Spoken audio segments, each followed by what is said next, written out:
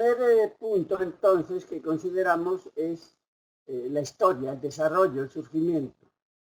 Fíjense que Gisela les decía que en este enfoque llevamos trabajando ya unos 20, 25 años, o sea que no es de hoy, pero sí tiene vigencia y sí es un enfoque innovador.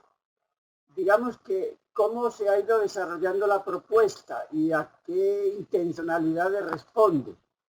Por una parte, ustedes saben que, como en otros campos, también en educación, en concreto en alfabetización, se ha hecho una relativa grande inversión de recursos financieros, sobre todo a través de las campañas, pero que sin embargo los resultados no han sido los que se esperarían.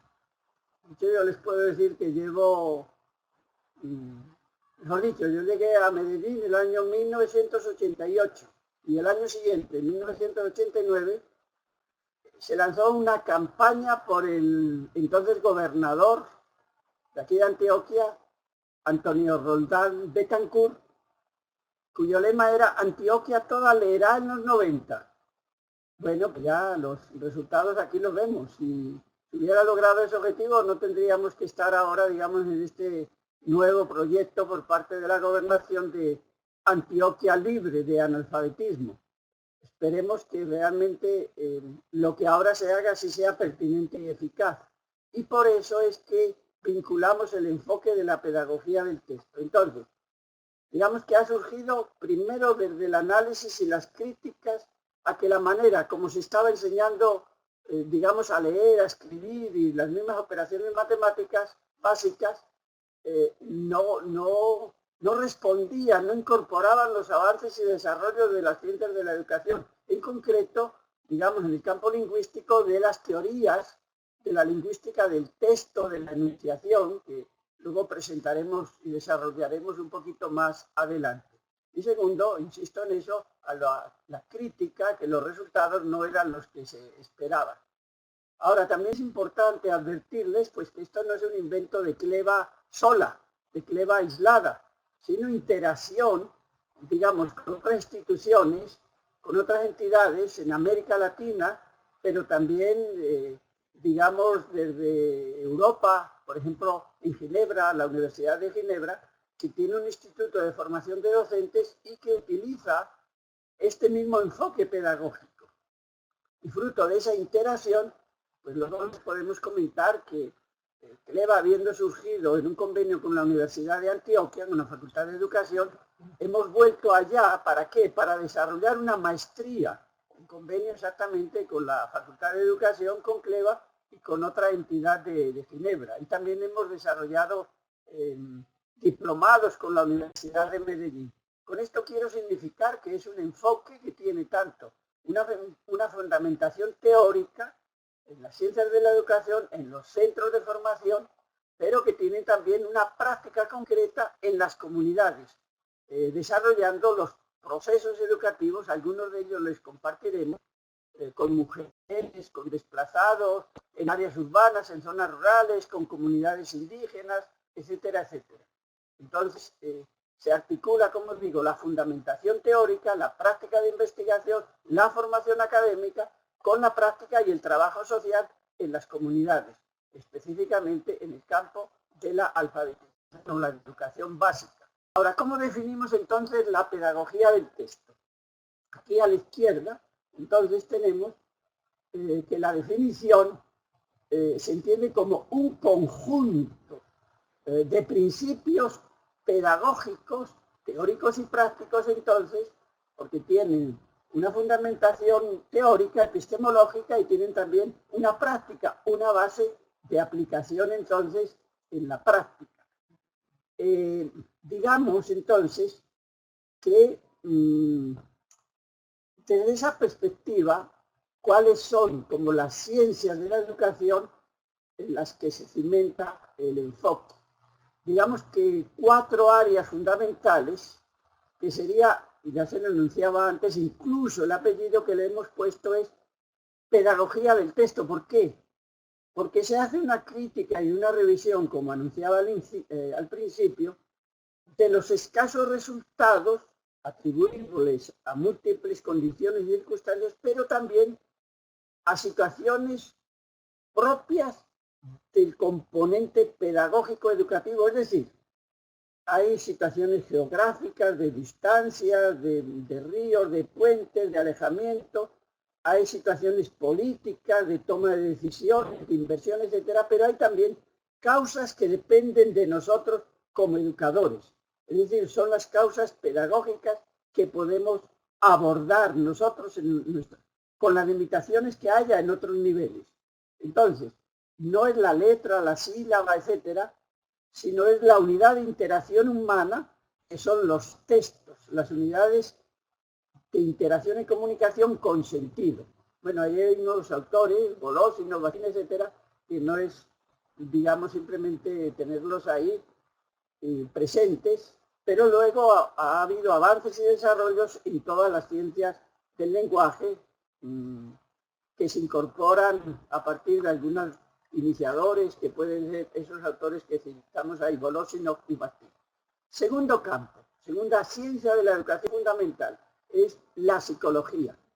Pues en psicología también hay corrientes, también hay escuelas, está desde luego el conductismo, es decir, cómo se aprende, ¿no? Repitiendo, memorizando, etcétera, pero a veces como de manera mecánica, sin comprender lo que se hace. Claro, por repetición se aprende, pero cuando yo entiendo aquello que repito, cuando yo lo comprendo, no cuando lo aprendo de memoria para responder unas pruebas IFES o pruebas PISA o lo que sea, pero no desarrollo capacidades, no hay un crecimiento en lo que nos define como seres humanos. Entonces, no, nosotros nos distanciamos de esas corrientes psicológicas, incluso de alguna que ha tenido mucha incidencia en Colombia, como es Piaget, con el famoso constructivismo. Y si no, adoptamos, no, es que los seres humanos somos fundamentalmente seres sociales, seres de interacción social. No es que yo me enfrento a la realidad física solo, sino como miembro de un grupo social, como miembro de una comunidad. Entonces es en esa interacción social, en esa corriente de Vygotsky, que se conoce como el socio-interaccionismo. Es decir, en los espacios comunitarios, sociales, familiares, escolares, etcétera, es donde se plantea esa interacción con los otros sujetos, con las otras personas.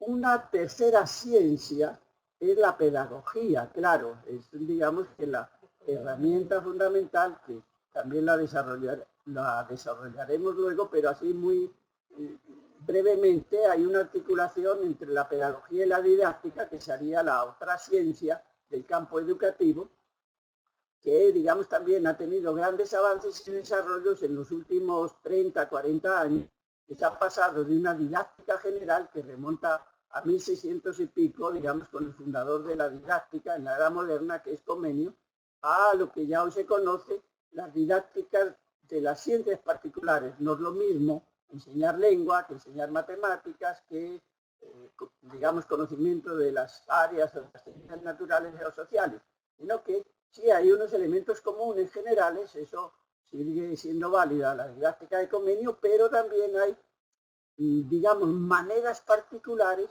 de enseñar los conocimientos pertinentes de cada una de esas otras áreas o disciplinas. Entonces también ahí hay un gran avance y desarrollo que nosotros incorporamos entonces en las bases teóricas de esta pedagogía del texto. Lo otro que también es muy importante es que, o sea, yo como educador, como formador, tengo que estar al día en mi campo de trabajo, en mi área profesional, la educación. Entonces no tengo que enseñar o detenerme en cosas que ya, digamos, han sido superadas por los avances y desarrollos de las ciencias y de los conocimientos actuales. Por eso decimos que tenemos que ser conscientes de enseñar, digamos, los conocimientos más avanzados de las diferentes áreas, enseñar a aprender. Por eso tenemos que estar siempre investigando, formándonos, es decir, tener esa actitud de maduración, de crecimiento, de responsabilidad en nuestra respectiva área profesional. Entonces, digamos, desde esa definición global del enfoque de la pedagogía del texto, ¿qué se busca? ¿Cuál es su objetivo? Pues precisamente es proponer, digamos, procesos de enseñanza que permitan un aprendizaje eficaz, de forma que los participantes, en el caso nuestro, inicialmente las personas en situación de analfabetismo, puedan desarrollar conocimientos, los conocimientos pertinentes, necesarios para comprender y en la medida de lo posible desarrollar esas capacidades para intervenir en la transformación del entorno de las problemáticas, tanto a nivel natural como a nivel sociohistórico. Cuando hablamos de conocimientos, miren que lo ponemos ahí entre comillas. ¿Qué quiere decir eso? Que no se trata simplemente, cuando Gisela hablaba antes de las capacidades de los educandos adultos, ella hablaba un poco del nivel cognitivo, del desarrollo cognitivo, etc. Pero sabemos que los conocimientos no solamente se dan a nivel de la teoría o a nivel cognitivo, sino que tienen también, se suele diferenciar entre contenidos o conocimientos conceptuales, es decir, entender cómo, por ejemplo, es un texto, qué es un texto descriptivo, qué es una narración, o qué problemas hay a nivel de salud, la enfermedad, etcétera, sino también conocimientos procedimentales, es decir, cómo eso que yo entiendo, comprendo a nivel teórico, lo llevo a la realidad, lo aplico en la práctica. Es decir, no solamente es conocer, sino también saber hacer. Y finalmente, las personas humanas somos un complejo, digamos, dinámico. Entonces sí, conocemos, sabemos hacer cosas, pero para eso necesitamos desarrollar también actitudes, valores, saber relacionarnos con los demás, interactuar, etc. Entonces, esa palabra conocimiento debemos entenderla de manera global y no simplemente reducirla al campo cognitivo. Pero como le hemos puesto el apellido del texto, pedagogía del texto, es importante que desde el principio nos quede claro cuál es el concepto que adoptamos y cómo entendemos lo del texto. Ya les había dicho, pero aquí lo sintetizamos, que por texto entendemos toda unidad de producción verbal. Es decir, verbal no se entiende solamente a nivel oral, ahí podemos decir a nivel oral o escrito. O sea, no solamente a veces se reduce lo verbal al oral y el texto a lo escrito, no. Es simultáneamente la expresión verbal puede realizarse de forma escrita o de forma oral. Entonces, esas unidades de producción que vinculan un mensaje que está organizado lingüísticamente. Es decir, que hay articulación, que hay coherencia, que hay un contenido y que se expresa, digamos, en las formas lingüísticas. Por eso decimos que está lingüísticamente organizado. A veces decimos, no, pero ¿qué dijo? ¿Qué quiso decir? Y dijo muchas cosas, pero no, al final no captamos la idea de forma organizada. Entonces, ese es un elemento fundamental, porque la alfabetización no puede reducirse a que tengan a traducir, digamos, los sonidos de las palabras en grafías escritas, que lo pongan por escrito, sino que desarrollen la capacidad de interactuar y de comunicarse con los demás produciendo mensajes verbales organizados lingüísticamente tanto a nivel oral como a nivel escrito. ¿Para qué? Pues para que, digamos, el destinatario de la comunicación, el destinatario del mensaje lo entienda, lo reciba como, digamos, una información coherente y se establezca una real interacción y comunicación por medio del lenguaje. Entonces, ese es el concepto, la manera de entender, así muy generalmente dicho, muy globalmente, el texto, que es la unidad de interacción en cualquier proceso educativo, iniciando desde la alfabetización. No va a ser el abecedario, el alfabeto, la sílaba, etcétera, no. ¿Qué implica eso? Implica entonces, ya lo tenemos en la columna de la derecha, tres elementos fundamentales a través de los cuales se articula el texto. Primero, las formas lingüísticas, como decíamos, a nivel oral o escrito. Que haya coherencia, que haya concordancia, es decir, esos elementos que de alguna manera global los hemos estudiado en la gramática, pero que tristemente la enseñanza de las lenguas a veces se ha reducido a la gramática, pero no a cómo funciona la gramática en los textos, en la interacción social y humana. Segundo, o sea, como decíamos, es un mensaje organizado que tiene un contenido. Entonces, las formas lingüísticas se articulan para transmitir contenidos, transmitir mensajes, que son el resultado, ahí dice una palabra un poco rara, de la semiotización de los saberes, es decir, de convertir los saberes que ha acumulado la humanidad a lo largo de su evolución, lo ha convertido en signos. En el caso concreto pueden ser, estamos hablando de signos lingüísticos, de palabras, de textos, de oraciones, etc. Pueden ser también dibujos, pueden ser otras formas de representar, digamos, esos conocimientos. Pero en el caso de la lengua, pues estamos hablando de los mensajes verbales. Y el tercer elemento es que esos mensajes se realizan en algún contexto extraverbal, es decir, en un espacio, en un tiempo común a los interlocutores, al enunciador, es decir, a quien emite el mensaje y al destinatario del mismo.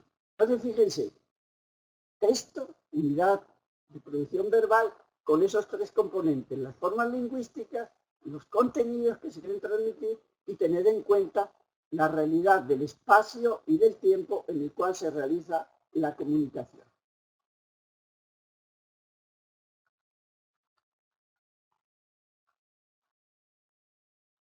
La pedagogía no vamos a desarrollar, digamos, mayormente lo que implica, pero digamos entonces que, bueno, es la ciencia que orienta nuestro trabajo profesional, que entonces debemos tener una serie de bases de conocimientos teóricos que nos lleven a saber qué hacer en un momento determinado, de saber como educadores cómo tenemos que tomar algunas decisiones para ser más adecuada y más pertinente nuestra propuesta pedagógica según la situación concreta del grupo con el que estamos trabajando.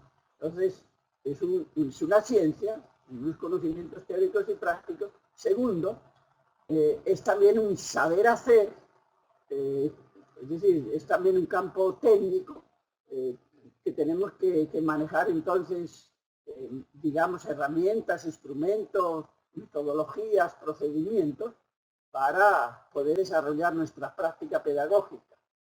Y de alguna manera ese saber hacer, además de tener un desarrollo, unas capacidades técnicas, implica también de alguna forma ser como artistas.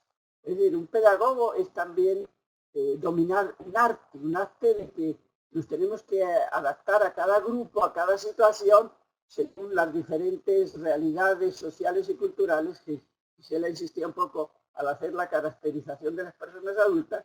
Ese componente lo tenemos que tener en cuenta y que incluso un grupo hoy no va a actuar de la misma forma que actuó ayer. Es decir, que un pedagogo siempre tenemos que estar como en una actitud de creatividad y de adecuarnos a la situación particular de cada persona, incluso, no solamente del grupo, sino también de cada persona al interior del mismo.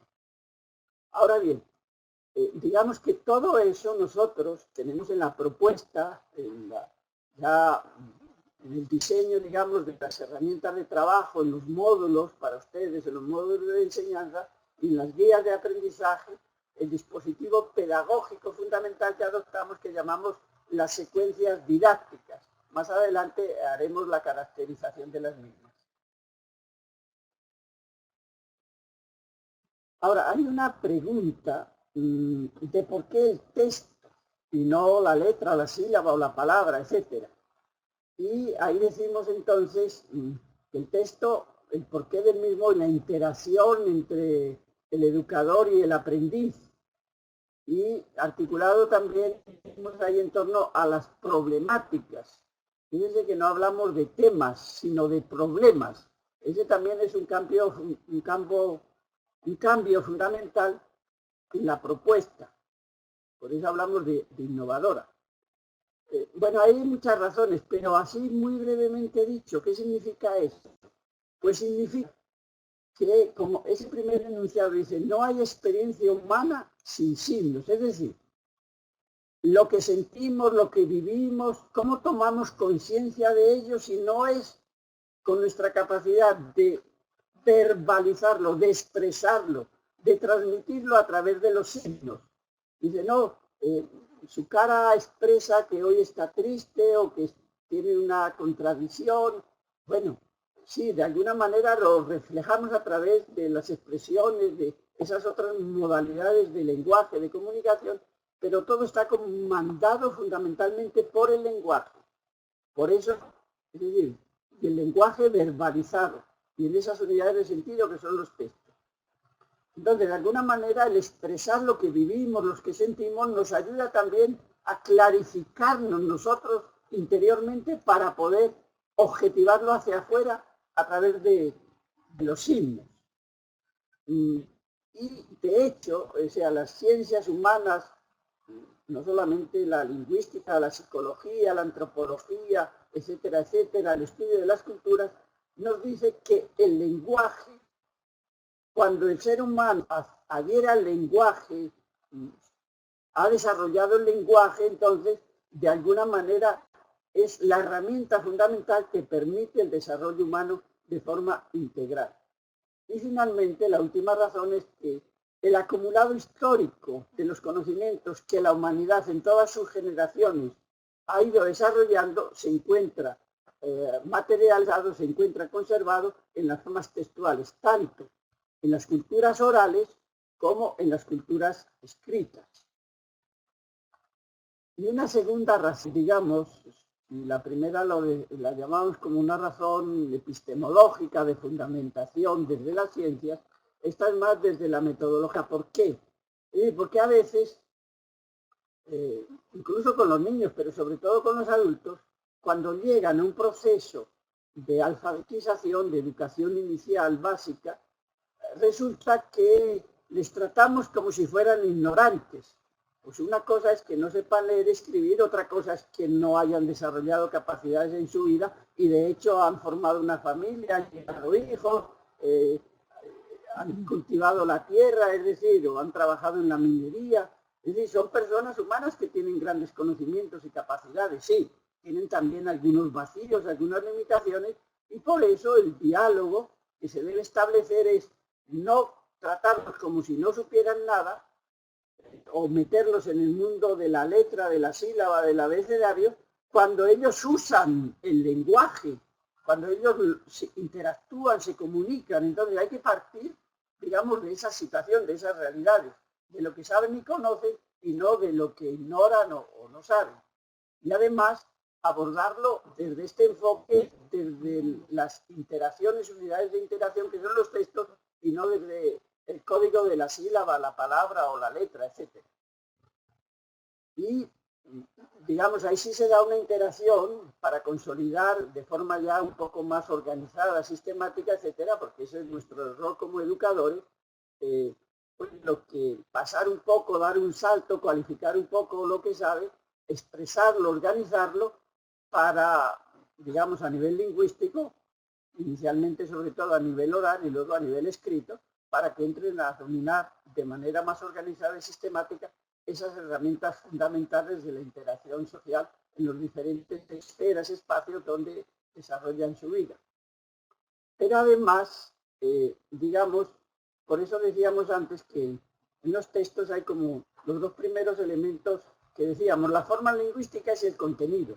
Es decir, hay que trabajar de manera articulada tanto el contenido de lo que se expresa como la manera en que se dice, en que se comenta y expresa. A veces las ideas pueden ser muy buenas, muy claras, desde su práctica, su experiencia, pero la forma lingüística de comunicarla tiene vacíos, tiene inconsistencias. Entonces hay que trabajar simultáneamente la modalidad lingüística, las formas lingüísticas para expresarlo y posiblemente también profundizar, organizar mejor las ideas, los pensamientos, el contenido de los mismos. ¿Y eso qué es lo que permite? Pues a ver, permite algo fundamental, es decir, que al yo sacar fuera lo que tengo dentro, al ponerlo en un texto, como está ahí fuera, como está externo, como está objetivado, yo lo puedo analizar y ver si lo que tengo en mi interior no amerita reformulación, cambios, mejoramientos, que normalmente suele ocurrir así para todas las personas, no solamente para los analfabetas, también digamos para la gente letrada, y eso me permite entonces una mayor comprensión de mí mismo y ver en qué tengo que cambiar, y también posiblemente ideas que a veces son prejuicios que tengo sobre la realidad natural o la realidad social, y me permite entonces un mayor conocimiento, una mejor apropiación y en definitiva un mayor desarrollo humano como persona.